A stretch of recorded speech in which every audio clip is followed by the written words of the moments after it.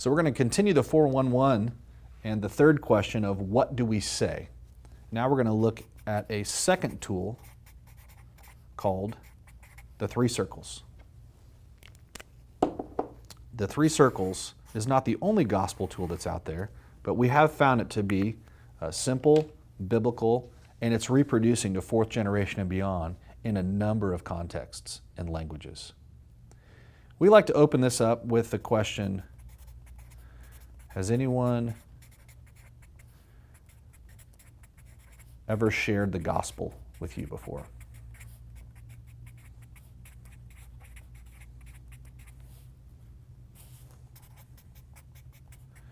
This question works with people that you do know, like, hey, John, we've known each other for a while. Has anyone ever shared the gospel with you before? Or people you don't know, a stranger that you meet, like, hi, just had a question. Has anyone ever shared the gospel with you before? So that's a line we like to use. So I'm going to go ahead. We found the best way to train the three circles is just to model and practice it 3 or more times. So I'm going to go ahead and do that now. If you turn on the television or open up your Facebook feed, we see that there's a lot of brokenness in this world, a lot of death, a lot of disease, a lot of suffering. But we also see traces of beauty, like the beauty of a sunset or the laugh of a child. And that's because God's original creation, the way He made it, was not broken. There was no death or disease or suffering. But starting with the very first people, they chose to leave God's perfect design, and that led them into brokenness. And this departure from God's design, going their own way, is called sin. Now, so that's why we're born into brokenness and sin in our world, in our lives. But we don't like to stay in brokenness. We try to get out. So some people might try to escape through climbing the ladder of success, thinking that'll get them out of brokenness. Others try to be religious or just be a good person and help people. Some people try to drown it out with drugs or alcohol or through relationships or even suicide attempts. But none of these attempts to escape the brokenness on our own get us out. They actually snap us back into brokenness. But God loved us so much that He didn't want us to stay in brokenness. And He did for us what we could not do for ourselves.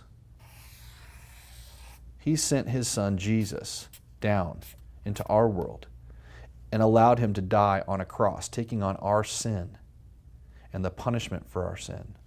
And 3 days later, He rose from the dead.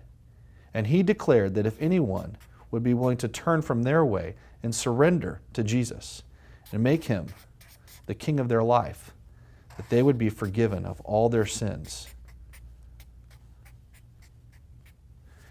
and would be restored back into God's design. Now, does what I'm saying make sense? Okay. Well, I want to ask you a question. There's 2 types of people. There's those who are still in brokenness and those who through Jesus have returned to God's design. Which of these 2 would you say you are today? Okay, you're in brokenness. Well, where do you want to be? Okay, back in God's design.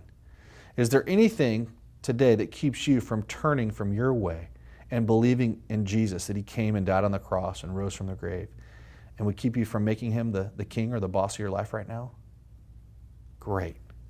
Well, you know, when I chose to make this decision to follow Jesus, I prayed a prayer very similar to this picture. I just said, God, I'm very sorry for my sin that I left your design. And I want to turn from my way and believe that you came and died on the cross and rose from the grave, and I want to make you my king and be forgiven. Is that a prayer you'd like to pray right now? Excellent.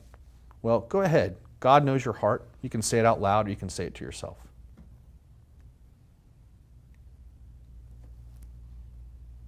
So go ahead and turn to your buddy and practice the 3 circles, starting with the intro line. Has anyone shared the gospel with you? And we'll do a few more reps. We're going to model it and have you practice, model, practice. So go ahead.